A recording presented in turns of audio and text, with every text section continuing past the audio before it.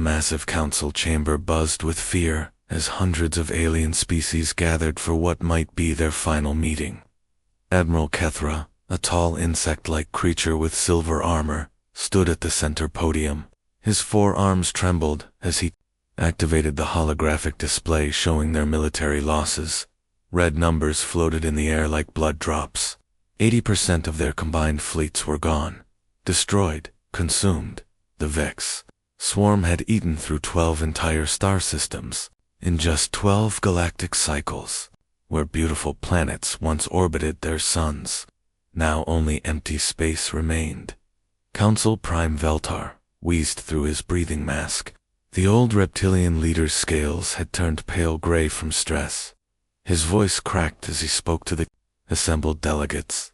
My fellow council members, we are facing extinction. Our greatest weapons barely scratch these creatures. Our most advanced shields collapse in minutes. There must be something we haven't tried yet. Some ancient weapon in our archives. Some forgotten ally. The chamber erupted in panicked voices.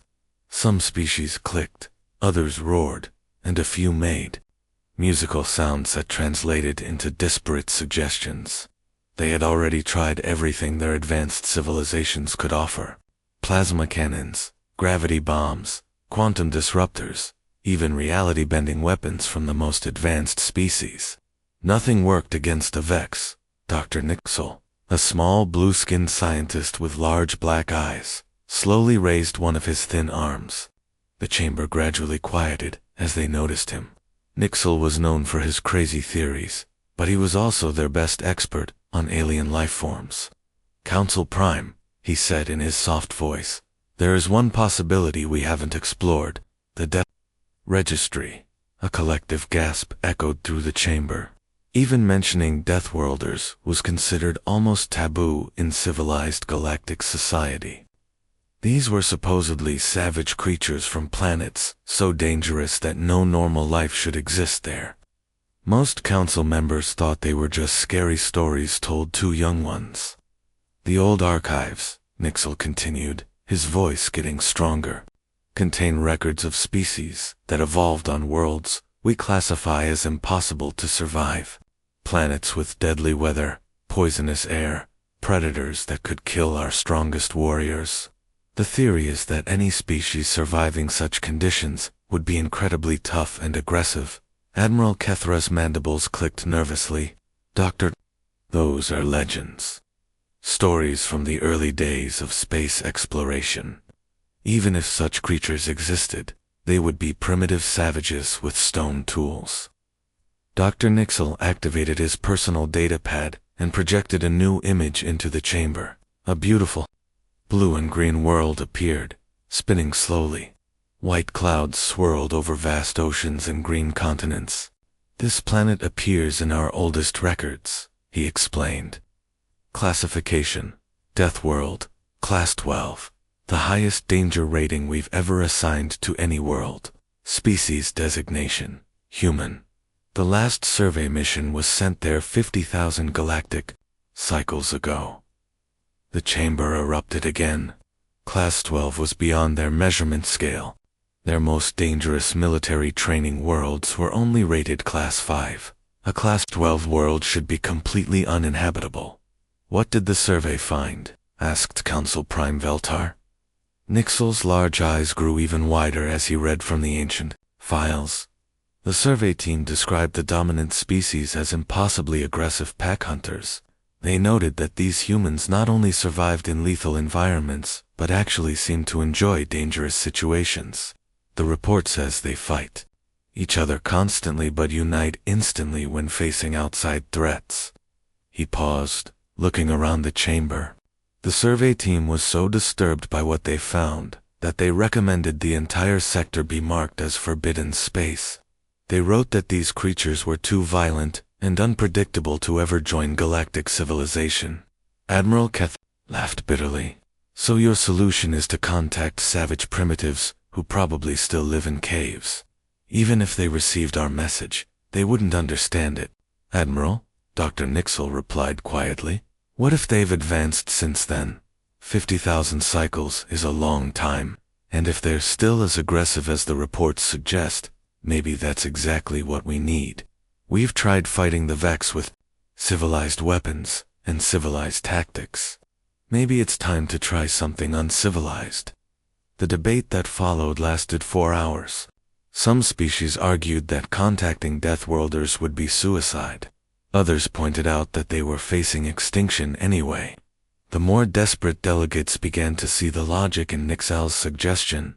Finally, Council Prime Veltar called for silence.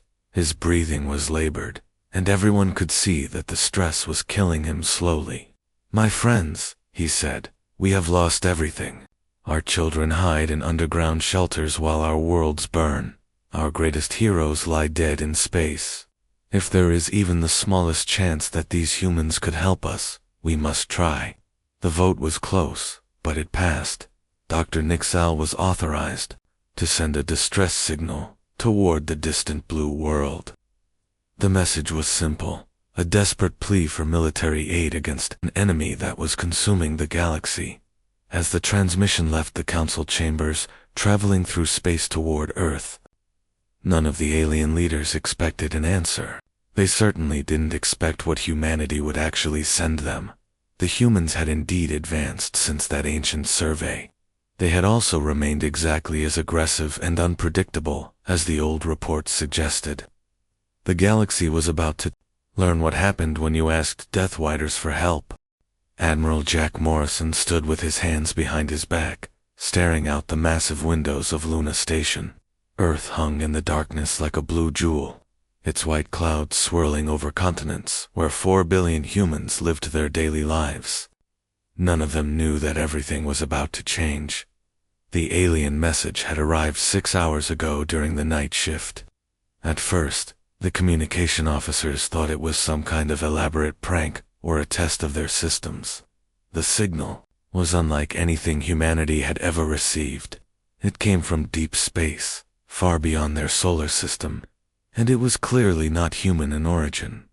Lieutenant Beth Taylor hurried across the observation deck, her boots clicking on the metal floor. She carried a data pad filled with translation reports and analysis from their best AI systems. Her face was pale, and her hands shook slightly as she approached the Admiral. "Sir," she said, trying to keep her voice steady, "the computer analysis is complete. The message has been fully translated." Jack turned from the window, his weathered face showing the scars of 30 years of military service.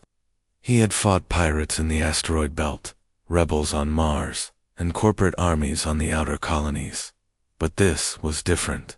This was first contact with alien life. "What do they want, Lieutenant?" Beth activated her datapad, and a holographic display appeared in the air between them. Star charts showed the location where the signal originated, along with projected paths and threat assessments. "They're asking for military help, sir. There's something called the Vex Swarm that's destroying their worlds. They've lost most of their fleets and billions of their people. The message is basically a desperate cry for help." Jack studied the charts, his gray eyes moving over the tactical information.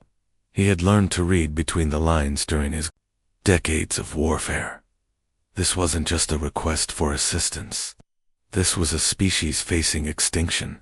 "What's our computer analysis of this Vex swarm?" he asked. Beth's face grew even paler. "Sir, if we ignore this message and do nothing, the projected path of the swarm puts them at Earth in approximately 6 months. These things don't seem to stop once they start consuming a galaxy." The observation deck fell silent, except for the hum of the station's life support systems. Jack had made thousands of tactical decisions in his career, but none as important as this one. He was looking at a choice between helping strangers and protecting his own species. The problem was that both choices led to the same conclusion. "Lieutenant, prep the Third Fleet for immediate deployment. Full combat loadout." Beth blinked in surprise. "Sir, the politicians back on Earth are still arguing about first contact protocols. The Senate committee wants to form a diplomatic mission first. They're talking about sending anthropologists and linguists." Jack turned back to the window, watching Earth's slow rotation. Taylor, I've been a soldier for 30 years. I've seen what happens when you wait too long to respond to a threat. These aliens didn't send us poetry or mathematical equations. They sent us a military distress call. But sir, we're talking about fighting actual aliens. Shouldn't we study them first? Learn about their technology and culture. Jack's reflection in the window showed a man who had seen too much war. Lieutenant, I don't care if the enemy has tentacles, scales, or breathes methane. The math is simple. They need help. And if we don't help them, we're next on the menu. He activated his command console and began typing orders. Ready the flagship Defiance and the heavy cruiser Liberty. I want 48 escort vessels, full marine complements, and every piece of experimental weapons technology we've developed in the last decade. Beth looked at her datapad nervously. Admiral, the experimental weapons haven't been fully tested. Some of them might be considered illegal under the Geneva Conventions. Jack's laugh was cold and bitter. Taylor, I don't think the Geneva Conventions cover fighting alien monsters that eat entire star systems, load everything we have, nuclear torpedoes, plasma cannons, antimatter missiles, and those new AI-controlled drone swarms. The lieutenant hesitated for a moment, then asked the question that was bothering her most. Sir, what if we can't win? What if these Vex creatures are too powerful for us? Jack finished entering his orders and looked directly at her. His gray eyes showed no fear, only determination. Beth, humanity has never backed down from a fight, even when the odds were impossible. We fought our way out of caves, survived ice ages, conquered diseases, and spread across the solar system. We didn't get this far by running from challenges. Alarms began echoing through Luna Station as the Admiral's orders reached every department. Engineers rushed to prepare the fleet's weapons systems. Marines suited up in their combat armor. Pilots ran final checks on their fighters. The entire station buzzed with activity as humanity prepared for something they had never done before. Sir, Beth said, we'll be ready to launch in 12 hours. Jack nodded and turned back to Earth one last time. Lieutenant, send a message to Earth Command. Tell them we're going to help some aliens fight monsters. Politics can catch up later, as the Third Fleet prepared to leave human space for the first time in history. None of them knew they were about to introduce the galaxy to a concept it had never encountered before. Human warfare. The aliens had asked for help from what they thought were primitive savages. They were about to discover that humans were much more advanced than their 50,000-year-old record suggested. They were also about to learn that being advanced hadn't made humans any less savage. Captain Dave Torres checked his weapon one final time as the drop pod shook violently around him. Through the small window, he could see the alien planet Alterus growing larger by the second. The world that had once been beautiful was now covered in smoke and fire. Vex bioships, looking like giant flying insects made of metal and flesh, were shooting streams of acid that melted entire city blocks. 30 seconds to impact. Dave shouted into his helmet radio. Around him, 49 other human soldiers sat strapped into their seats, each wearing advanced combat armor that made them look like walking tanks. Remember your training. These bug creatures don't talk, they don't surrender, and they sure as hell don't show mercy. The alien council forces were retreating everywhere. Dave could see their ships fleeing from the Vex swarms, leaving millions of civilians trapped in the burning cities below. The aliens had been fighting with what humans would call police weapons, stun guns and force fields designed to capture enemies alive. It was like trying to stop a forest fire with a water pistol. The drop pod slammed into the ruins of what had once been Alterus' capital city. Dave's enhanced exoskeleton absorbed the crushing impact, and he rolled out of the pod before it had stopped smoking. His enhanced vision immediately spotted the problem. Thousands of chittering Vex creatures were swarming through the streets, chasing terrified alien civilians who looked like a mix of insects, reptiles, and mammals. All units, weapons free. Dave roared into his radio as he raised his assault rifle. The explosive rounds tore through the nearest Vex creatures like they were made of paper, instead of the hardened carapace that had stopped alien weapons. Around him, 50 human soldiers deployed with the same deadly efficiency they had learned fighting wars across the solar system. The sound of human weapons was unlike anything the galaxy had ever heard. Instead of the clean energy beams the aliens used, humans brought chemical explosives, metal bullets, and weapons that made sounds like thunder. The Vex creatures that had terrified entire alien fleets suddenly found themselves being torn apart by weapons they had never encountered from high above in orbit. Admiral Jack Morrison watched the battle through satellite feeds. The tactical display showed something that shocked him. The alien military had been trying to fight the Vex using non-lethal weapons. Their energy beams were designed to stun or disable enemies, not kill them. Their force fields were meant to contain threats, not destroy them. These aliens have been fighting a civilized war, Jack muttered to himself. No wonder they're losing. Dr. Amy Parker, the fleet's expert on alien biology, was monitoring the communications between alien ships. Her translation equipment was picking up panicked radio chatter from the retreating Council forces. "Admiral," she called from her station, "you need to hear this. The aliens are talking about us, and they're scared." She played the translated audio over the ship's speakers. The voices were clearly terrified. "What have we done? The Deathworlders fight like creatures from our worst nightmares. They show no fear of death, no mercy to enemies. They use weapons that destroy instead of capture. Are we watching demons or saviors?" On the planet's surface, Dave and his squad had pushed the Vex back 6 city blocks in just 2 hours.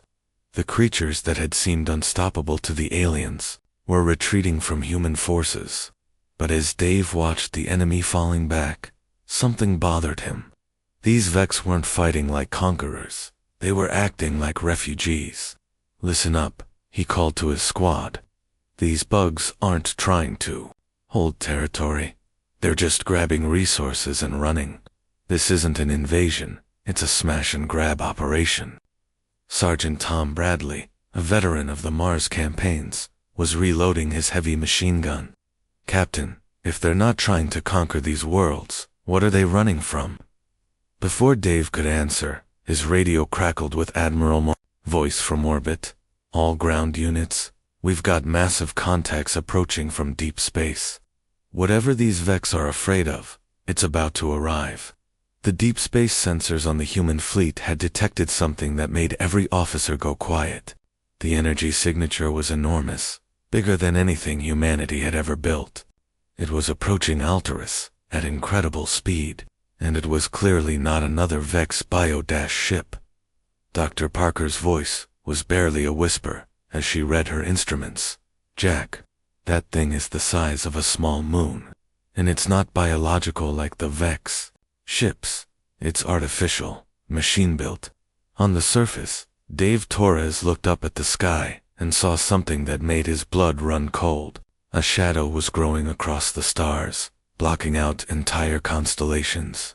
Whatever was coming was so massive that it was creating its own eclipse. "Admiral," Dave called up to the fleet, "I think we just figured out why these bugs are running, and I don't think our weapons are going to be big enough for what's coming next." The Vex creatures around the city suddenly stopped fighting entirely. They began retreating toward their bioships with desperate speed, chittering in what sounded like panic. Even the mindless swarm creatures seemed terrified of whatever was approaching from the void. As the first human-alien battle came to an abrupt end, both species realized they were about to face something much worse than anything they had imagined.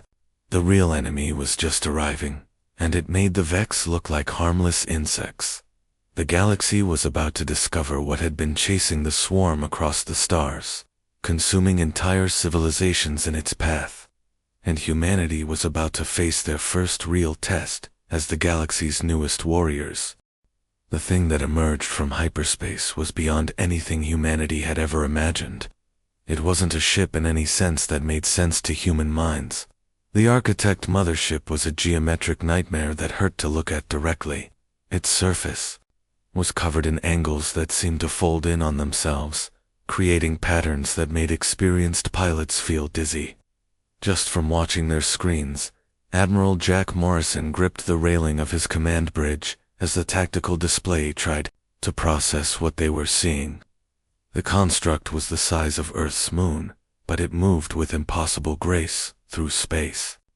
As it approached Altaris, it completely blocked out the system's sun, casting the entire planet into an unnatural twilight. "Holy hell," Jack whispered, watching as the Vex bioships that had been terrorizing the alien world suddenly scattered like roaches when someone turns on a light.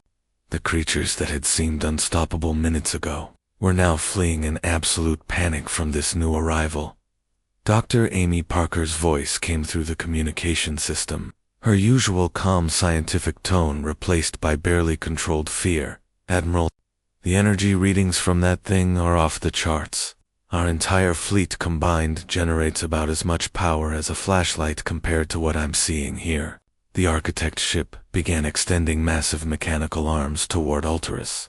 Each arm was kilometers long and tipped with devices that started drilling deep into the planet's crust. Strange beams of light connected the ship to the planet's core, and immediately the world began to dim, as if its very life force was being drained away.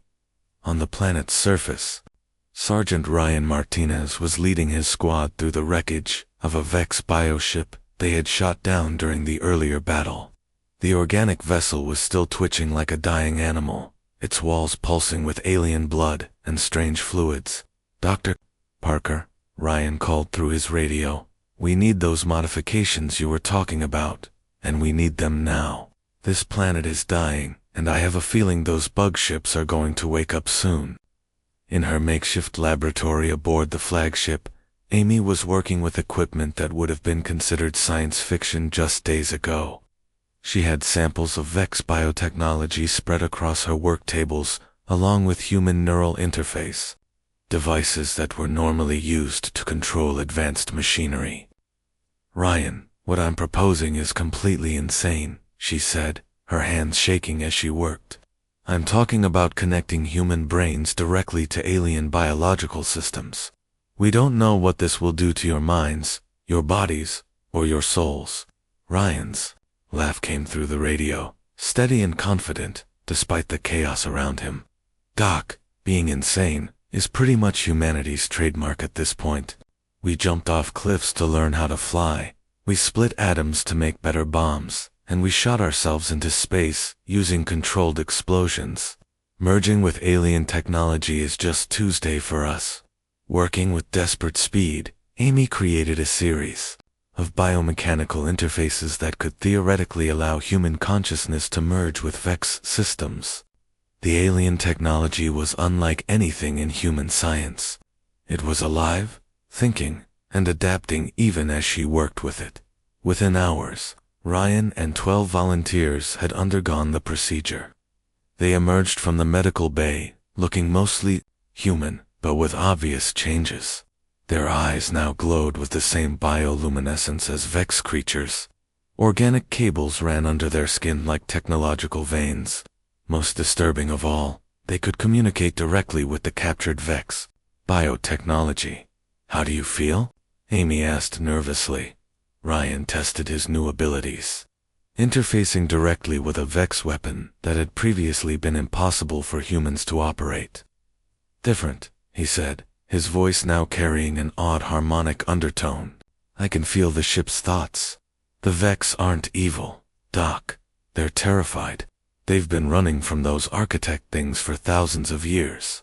Above them, Admiral Morrison watched as the architect ship continued draining Altaris. The planet's oceans were beginning to boil away, and its atmosphere was being sucked into the massive vessel like air through a vacuum cleaner. Lieutenant Kate Williams approached the Admiral, her face pale with fear. "Sir, our weapons can't even scratch that thing's hull. Our biggest nuclear warheads would be like throwing pebbles at a mountain." Jack studied the tactical display, his military mind working through options that all seemed impossible. The architect ship was protected by energy fields that absorbed everything they threw at it. Its weapons could destroy entire fleets with single shots. By every logical measure, fighting it was suicide. All ships, he announced over the fleet communication system, prepare boarding pods. We're going inside that thing. The bridge fell silent, except for the hum of machinery. Kate stared at her admiral in shock. Sir, that's a suicide mission. We don't even know if our life support systems will work inside that alien construct. Jack turned to face his crew, and they saw something in his eyes that had carried humanity through every impossible challenge in their history. It wasn't fearlessness, it was the stubborn refusal to give up, even when giving up was the smart choice. Williams, he said with a grim smile, suicide missions are what humans do when the universe tells us something is impossible. We've been told we can't fly, can't reach the stars, can't survive in space, and can't fight aliens. We proved them all wrong. As the human fleet began launching boarding pods toward the Architect mothership, Ryan's enhanced squad prepared for something no species in galactic history had ever attempted. They were going to board an entity that existed beyond normal physics and try to find its weakness. The galaxy was about to learn that. When humans decided something needed to be done, concepts like impossible and suicide became just minor inconveniences to work around. Sergeant Ryan Martinez led his enhanced squad through corridors that seemed designed by someone who had never heard of normal physics. The walls curved in directions that shouldn't exist, and the ceiling sometimes became the floor without warning. Looking directly at the architecture made his eyes water, and his brain hurt. But his new bio-enhanced nervous system slowly began translating the impossible geometry into something his human mind could understand. This place is like a maze built by someone having a nightmare, muttered Private Danny Brooks, one of the 12 volunteers who had undergone the enhancement procedure. His new hybrid senses were picking up energy patterns that no normal human could detect. Corporal Beth Foster held up her hand, signaling the squad to stop. Her enhanced hearing could detect something massive moving ahead of them, something that felt more like a force of nature than a living creature. Contact ahead, she whispered into her helmet radio. Whatever's in there, it's big enough to have its own gravity field. The squad moved forward carefully, their weapons ready, but knowing that conventional firearms would be useless against whatever they were about to face. As they entered what seemed to be the ship's central chamber, the space around them suddenly exploded with light and impossible shapes. The architect core intelligence didn't have a physical form that human eyes could properly see. Instead, it appeared as a constantly shifting pattern of mathematics made visible, geometric shapes that folded through dimensions, and lights that seemed to carry meaning directly into their minds. When it spoke, the words didn't come through their ears. Instead, the concepts appeared directly in their consciousness, like thoughts that weren't their own. Anomaly detected. Biological entities have breached core sanctum. This should be impossible. Ryan stepped forward, feeling his enhanced neural interface connecting to the vast network of information flowing through the ship's core. For a moment, the sheer volume of data nearly overwhelmed his human brain, but his biomechanical enhancements helped him process what he was seeing. We're here to talk, he said, speaking both aloud and directly through the neural link. Talk. You are harvest species. Biological matter designated for processing and consumption. No. Ryan replied, his consciousness diving deeper into the data streams that flowed around them like digital rivers. You're not harvesting these worlds because you want to? You're doing it because you're running from something. What Ryan discovered in those data streams hit his squad like a physical punch to the gut through the architect's vast memory banks. They saw the truth that had been driving this cosmic horror for millions of years. There were things that existed outside normal reality, entities so alien and powerful that they consumed entire dimensions, eating the very concepts of time, space, and existence itself. They were called the Void Entities, and they had been chasing the architects across the universe for eons. Beth's voice was barely a whisper as she processed what they were seeing. Ryan, these architect things aren't the bad guys. They're refugees. They've been running from something that literally eats reality. The core intelligence seemed confused by their ability to access its data networks. Asterisk your species designation. Impossible. Deathworld inhabitants do not achieve spaceflight, do not survive biological enhancement procedures, do not communicate with core intelligence systems. Asterisk Ryan couldn't help but grin, even though his enhanced face was now more machine than human. Yeah, we get that reaction a lot. Here's the thing about humans. We specialize in doing impossible stuff. While Ryan's team was making first contact with an artificial intelligence older than human civilization, Admiral Jack Morrison's fleet was fighting for their lives in the space above Ultras. The architect's ship's defensive systems were like nothing humanity had ever encountered. Energy weapons that could erase matter from existence, gravity fields that crushed attack ships into metal pancakes, and defensive barriers that absorbed nuclear explosions like they were flashlight beams. But human ingenuity was finding ways to fight back, instead of trying to overpower the architect defenses. Human pilots were using speed, creativity, and sheer stubbornness to find weaknesses. They flew their ships through impossible maneuvers, used asteroids as cover, and coordinated attacks. That confused the ancient AI's targeting systems. Dr. Amy Parker's voice crackled through the communication system from her lab. Admiral Ryan's team is sending us data through their neural links. The real enemy isn't the architects. There's something called the Void Entities that's been chasing them across the galaxy. These things don't just destroy planets or species. They consume the very concept of existence itself. In the core chamber, Ryan was already working on humanity's typically insane solution to an impossible problem.